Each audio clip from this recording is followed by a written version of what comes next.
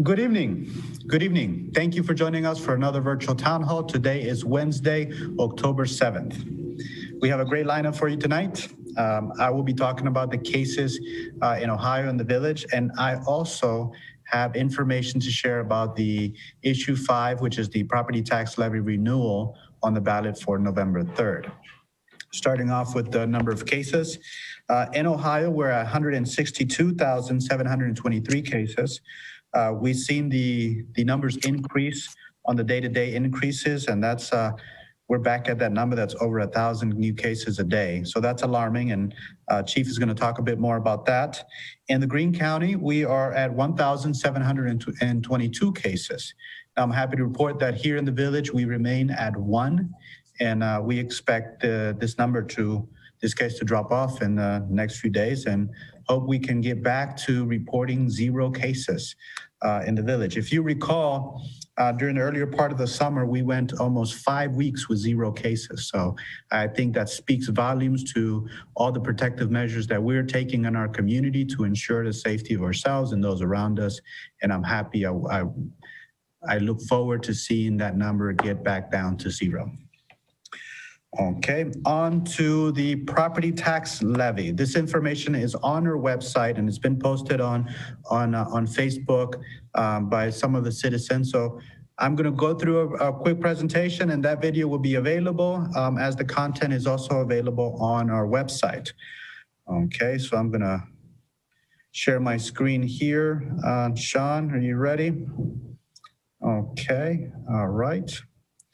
There's my screen, and okay, let's talk about issue number 5. Oops, why is this going back? There it is. Issue number 5, property tax levy renewal. This is on the ballot November 3rd. What is the property tax levy? Issue 5 is a 5-year property tax levy renewal. This is a renewal with no increase in taxes. The renewal levy is a fixed rate property tax levy for 8.4 mills and provides on average about $700,000.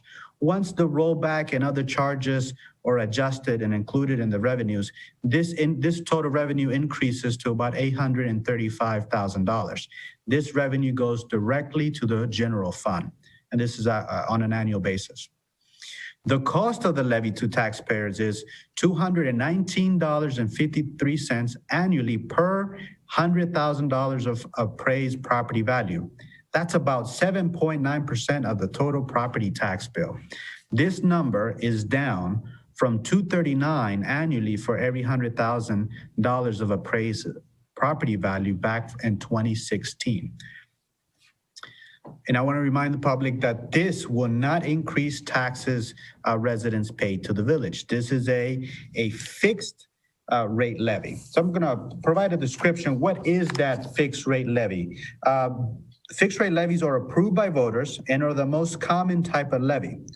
Fixed rate levies can only generate additional income if new construction occurs.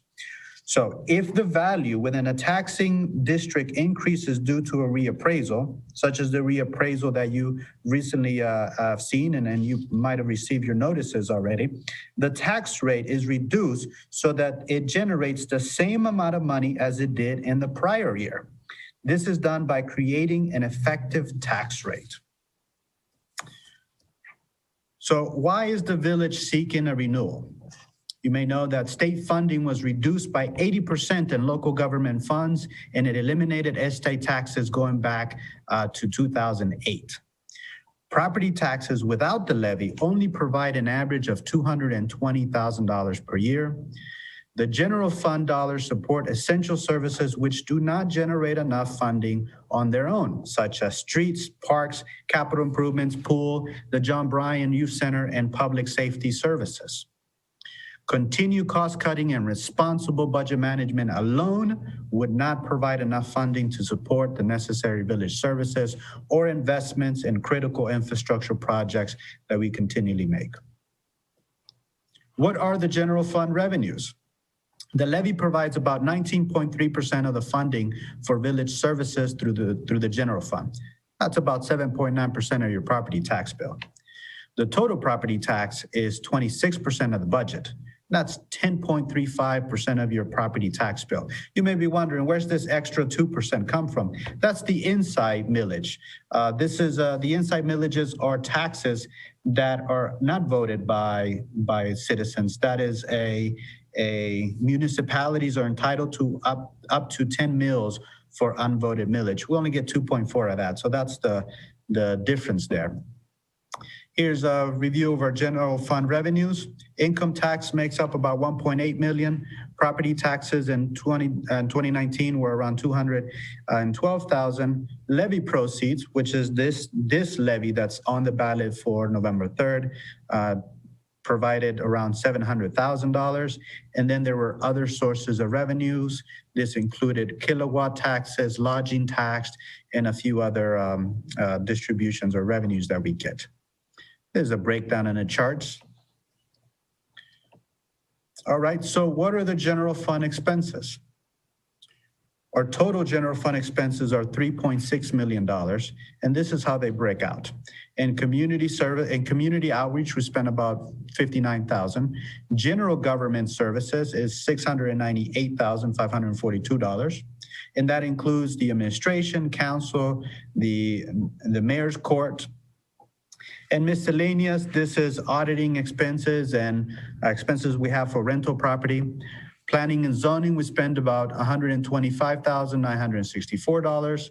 And here are our largest expenses. Public safety, 1.4 million, and transfers out are 1.2 million. The transfers out are for essential government services that do not have a dedicated revenue stream.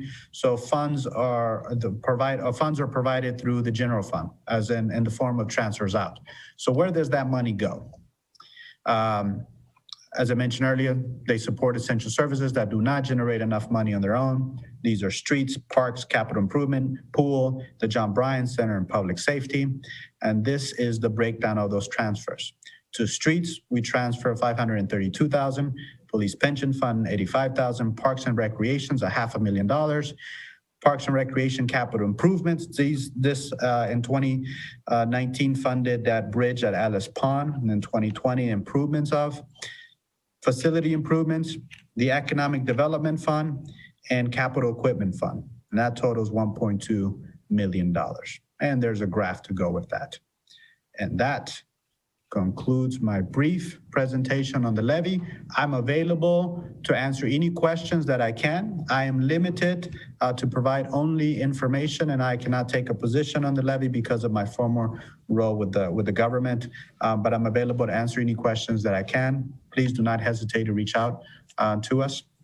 And now I will pass the mic or the Zoom camera to Fire Chief Colin Altman. Chief.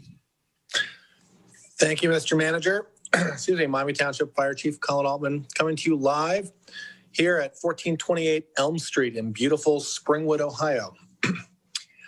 Traffic was terrible getting here. I could tell you it was almost a nightmare to get here, perhaps a nightmare on Elm Street. I'm here this evening with Johnny Depp, Wes, Nancy, Freddie, DJ Jazzy Jeff, and the Fresh Prince, favorites of Josue's, and of course, noted Elm Street aficionado, Dino Pilata. We're here tonight for a couple of reasons. We're going to talk about a couple things. Number one, there's a burn ban, people. State of Ohio, all across the state, open burning ban November and October, or October and November. So no burning. If you wanted a burn permit, can't get one. Sorry. Why? Because it's really dry out there, and we just don't want the whole community to burn down. That's a bad thing. So no burning. December rolls around. We'll give you a permit. You can do whatever you want in the snow. It'd be great. Number two, numbers. Josue was giving us the rundown on the numbers, and they're still great in Yellow Springs metro area, which is great. Just one. Also, though, however, those are bound to go up at some point, so I don't think we need to take it hard on ourselves if that does happen. This virus is very opportunistic, and it's always looking for a host, so it moves easily when you don't take the proper precautions. The numbers in Greene County have really increased in the last several weeks. Much of that was discussed today on a conference call I was on. And much of that can be attributed to three factors. One, the opening of colleges and universities in the county. There have been spikes of cases, particularly in Cedarville Township, home of Cedarville University, where they've had a lot of students isolated and quarantined. Number two, regular schools opening throughout the county, except I believe here in Yellow Springs, that have also driven the numbers up. And then, of course, nursing homes. A couple in particular have been really bad in terms of the numbers and the cluster outbreaks there. So that's driving a lot of it. Statewide, though, we are seeing significant increases. 1,424 cases was the increase in the last 24 hours. And hospitalizations are starting to go up. And that's really a number we really care about, is watching that number of hospitalizations. We're still good with bed capacity, but we need to make sure that we continue doing everything that we've been doing, with our masks and social distancing and washing our hands. Those are critically important to continue. And frankly, you're going to be doing it into next year, if not longer than that. So make sure you keep doing it. You wear your seatbelt, so wear your mask. It's pretty easy. So numbers. We got to keep on the straight and narrow and do what's right for ourselves and society in general. Because most of us don't qualify for triple combination therapy with new experimental drugs at the taxpayer expense, and then can go back home and do our Ava Perón moment on our balconies. So we want to make sure we stay healthy. Moving on to more exciting things, Halloween. We talked about this a little bit last week. And probably the week before. We're hosting an event for the Halloween, and I believe we have a slide for that. Philip or Sean or someone in the band, if you want to put that up, that'd be cool.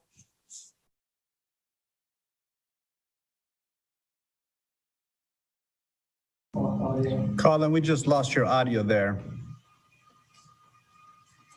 Am I back? Can you hear me now? You're back, and that slide is on the screen. Yes.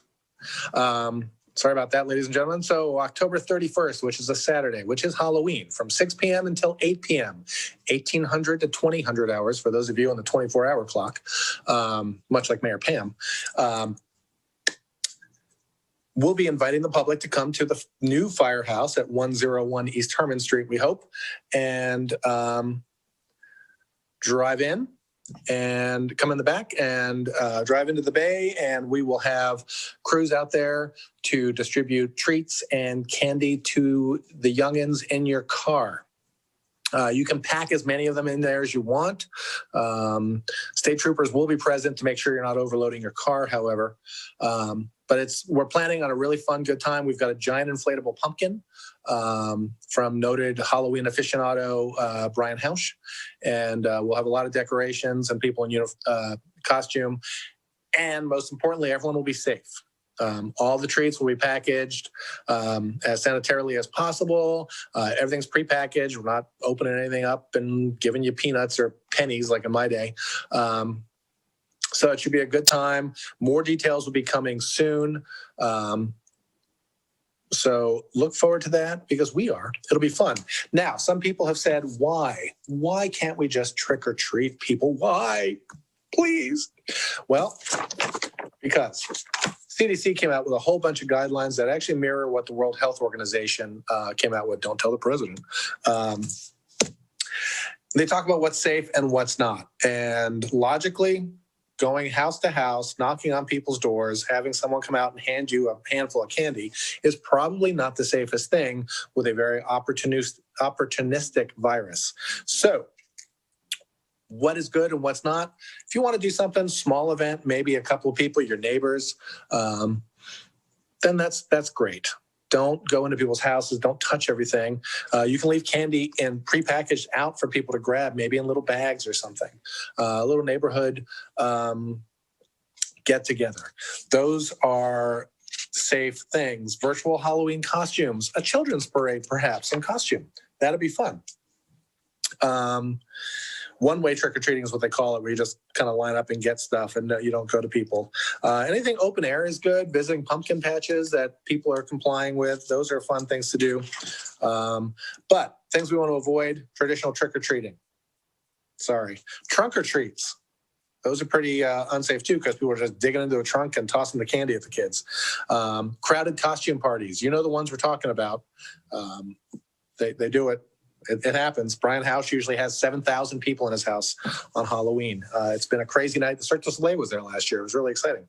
Avoid haunted houses. I'm sure they're still out there. And these are like the ones people set up. Scary haunted houses, like this one behind me, are probably okay. My favorite is going on a hayride or a tractor ride with people who are not in your household. So watch out for those tractor rolls.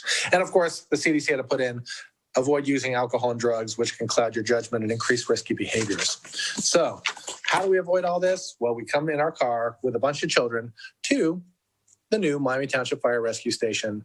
We're calling it the MTFR Halloween Blowout.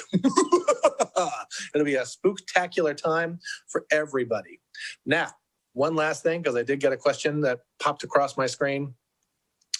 What does the burn ban mean? What does it mean for you as an individual? Let me tell you, if you live in the village of Yellow Springs, within the corporation limits, can you still have your small little recreational backyard campfire? Certainly. The law does not prohibit that. It must, however, still be within a fire ring or a stone ring or a pit or something, or a chimney.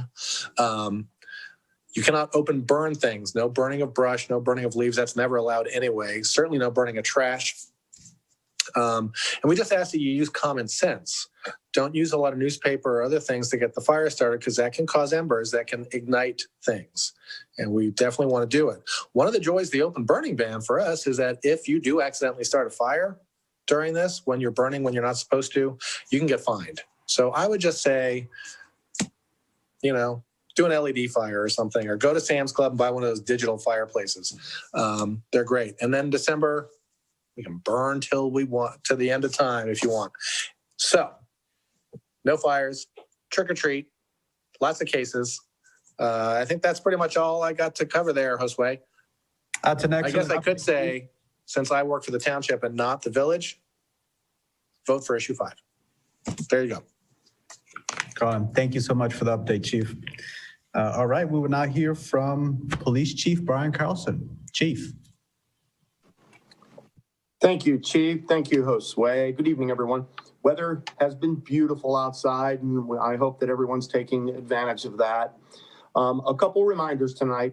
Please remember to lock your vehicles, whether they're parked in your driveway, in the garage, under the carport, on the street. Lock your car doors. Greene County Sheriff's Department, Beaver Creek Police in Fairborn, Piqua, Ohio. We believe that 3 of the offenders that have been hitting the local jurisdictions have been located. And I believe that because of the displacement of many people, this is something that we're going to continually see for a while. Basically, the MO is a car pulls into town, 3 or 4 individuals get out of the car, and they simply walk down the street and check vehicle doors when no one's looking. If the car is locked, they move on to another vehicle. We've had luck apprehending one individual because someone had the Ring camera, and we were able to identify this person. But not everyone has those, and it's very dark at night in Yellow Springs. So the second reminder is please, please, please keep your porch lights on, front and back. And should you see anything that makes you feel uncomfortable or you question, we will respond in the traditional non-threatening manner that we do. So please call us. We're here 24/7, and we want to keep the village as safe as possible. I've also had a couple requests as to why we're not writing tickets for masks, and I'd like to answer or address that this evening. We are taking calls. We're seeing fewer altercations between citizens, which is great. If you see anything that makes you feel uncomfortable, please call us. That's what we're trained to do and why we're here. We are also not in the habit for most minor citations to write minor citations. And that's a practice that we want to keep. Remember, there are so many variables to the mask ordinance, maintaining 6 feet of distance, familiar groups, and those kind of things. And then, we have a few residents and individuals that we work with on a regular basis who do refuse, but by law, there's not anything that we can do. So please work with us on that. And if you see anything that makes you feel uncomfortable, contact the police department day or night. Also, last but not least, remember, everyone, the difference that we can all make together is to get out and vote.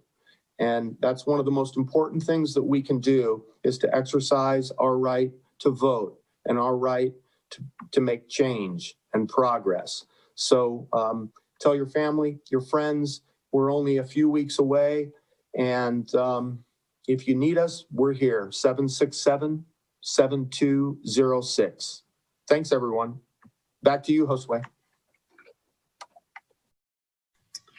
All right, thank you, Chief.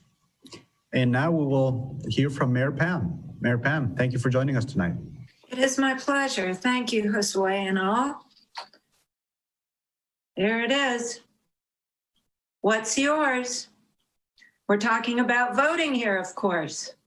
And I wanted to give you a heads up with what's going on nationally and locally with our elections. In-person voting started yesterday, and already we're breaking records. More than 4 million Americans have already voted. This is more than 50 times the number that cast ballots at this point in the 2016 election. And sources say that we've never seen this many people voting in advance. In Montgomery County, according to today's edition of the Dayton Daily News, look at that picture. In Montgomery County, just to let you know what's going on there, before the polls even opened yesterday, hundreds of people waited in socially distanced lines spanning 3 floors of the Montgomery County Administrative Building where they parked, and it overflowed into the parking garage.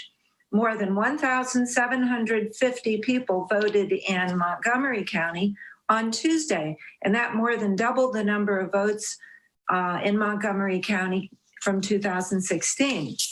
In our very own Greene County, I had feet on the ground in the form of a former student and now friend, Jessica Alt, who voted at the Ledbetter Road Board of Elections this morning. Jessica was in line, she tells me, at 7:40, about 20 minutes before they opened at 8 a.m. And from the time they opened, it took her 1 hour to get in and cast her vote. She said everything was safe, socially distanced. There were a few people without masks because, gosh darn it, that's their right. But it was possible to avoid them. So it took about an hour, and that was this morning. So I just want you to continue to think about your plan and come up with what you have in mind that you are going to do. People say if we have a plan, we're more than likely to follow through with it. And that's certainly what I'm going to do when I drive to Ledbetter Road, Board of Elections 551 Ledbetter Road, on the edge of Xenia, right off of Route 42.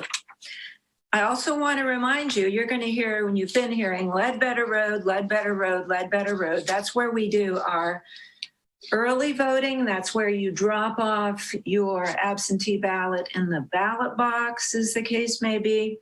But remember, the day of voting, to plan ahead as you're making your plan, the day of voting on November 3rd is, as usual for those of us in Yellow Springs, at Antioch University Midwest campus on the edge of Yellow Springs. So that's, again, where we will be voting on that election day of November 3rd. And I believe that's what I want to share with you tonight. Thank you. Josue, back to you. All right, thank you so much, Mayor Pam. And now we'll open up for questions. But before we go to questions, I want to make a statement about something what I shared last week about the village not declaring a beggars night. When we said we're not declaring a beggars night, we're not sponsoring bonfires, and we couldn't endorse any activity, it didn't mean that we were canceling Halloween. We can't cancel Halloween. That's not what we want to do and not what we intended to do. I just want you to know, and I hope that you would appreciate that we as an organization cannot formally endorse the traditional door-to-door trick-or-treating for safety concerns, and it would be us going in contradiction to the recommendations from public health authorities, primarily the CDC. I'm a believer in science, and I follow the expert opinion of public health experts. And if they say this is what we need to do or shouldn't be doing, I'm going to follow it because I think it's the right thing for us to do so that we can all get through this together. So if we didn't declare a beggars night, it's not because we don't appreciate Halloween or we're trying to ruin our community's lives by canceling Halloween. We just cannot endorse any traditional door-to-door trick-or-treating, which is why we are partnering with Colin and his team on the MTFR's Halloween blowout. So I will be there, police chief will be there, and others will be there to show our support and ensure that we have a great activity for our community. So we will now open floor for questions. Sean, do we have questions? Philip, questions? Okay, what time is the drive-through for MTFR spectators, the MTFR Spectacular? Chief? The times will be the typical Yellow Springs, Clifton metro area trick-or-treat times from 6 p.m. until 8 p.m. Mm-hmm. On the 31st, actual Halloween too. So. Okay. Excellent. Thank you, Chief. I also got an emergency alert here from Brian Hausch, who said he is keeping his party under 1,000 people, certainly. So no big party at Brian Hausch this year, Brian Hausch's house this year. So maybe next year. All right, I see another question come in. Eric Clark, just to clarify, the police are refusing to respond or respect the mask wearing orders. Interesting. I'll weigh in a little bit on here because Chief mentioned some of the challenges that we have in the enforcement of the mask. Some of my observations, I've been out in the field with Chief Carlson, and some of the feedback we get is that the residents, the visitors that are on Dayton Street, they know they can claim medical exemption, and that's where things end. Our ordinance is very clear about the exemptions, and all they have to say is that there's a medical exemption, and that prohibits us from moving forward. Now, there could be other behavior involved, and that would allow us to move forward and do additional engagement with those residents and those individuals. But I think it's a bit problematic working with some of these young people because they are experiencing so much trauma and drama in their life that the mask is not a priority, and they would not hesitate to tell off the officers. And we want to keep our negative engagement with the public to a minimum. We don't want to use any force unless absolutely necessary. So we're being sensitive to the issue. Chief, is there anything that you would like to add to that? Absolutely. Thanks, Josue. Yes, to answer Mr. Clark, the police are not refusing by any means. We have so many misdemeanor laws in Yellow Springs. Our primary focus is public safety. When we respond to a mass call or any type of call that would possibly create punitive damage for some of the desperate population, we take alternative approaches. There's so much that your police department does that people do not know. When we've responded to situations in front of the coffee shop on Dayton Street, we've ended with some arrests for other things, as Josue mentioned. Most of the time, we're working with social workers, TCN, Ms. Randolph, Miami Township Fire Rescue, the local hospitals, Kettering Health Network, to try to provide services to these folks that that may have some difficulties, mental challenges, homelessness, substance abuse. These are the things that we focus on. As far as the mask wearing, I'm actually extremely proud that in the tradition of most minor infractions, our officers are de-escalating. They're providing educational services. We're providing masks. We've given out over 3,000 masks now to individuals. We know many of them put them in their pocket and they're not going to use them. And unfortunately, because of the wide array of loopholes that people take advantage of, that's as much as we can do. I'm not sure that to appease a few of the residents by putting punitive damages on a few visitors to the village, I don't think that that's the approach that we want to take. Again, please call us. We will respond promptly, and we will treat everything in the fair and compassionate manner that we're trained to do. But I really appreciate the question. Thank you. Thank you, Chief. Philip, do you have any more questions? Hey, Josue, this is Colin. Can I chime in on something real quick? Absolutely, please. I think it's just important to remember that, you know, while COVID is obviously scary and dangerous and deadly and opportunistic, there's still the factor of that 9.5 times out of 10, you need sustained exposure to catch it.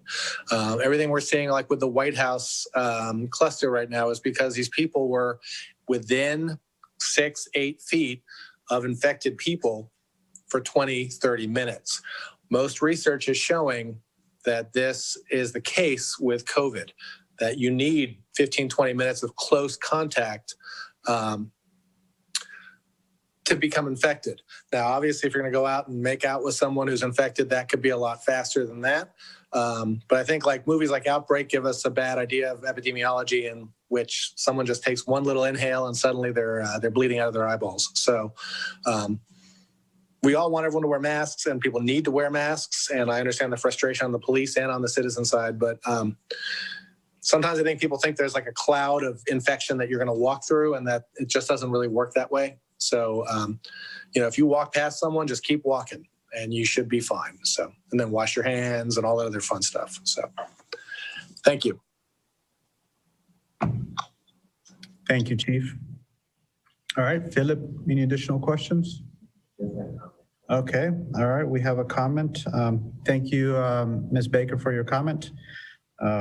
Okay, well, if there's no additional questions, I think I would like to play a little video. I'm no artist, but I put together a little video on the Black Lives Matter wall mural that was installed downtown by artist Mijigwa Orimo and the collaboration of youth from our community.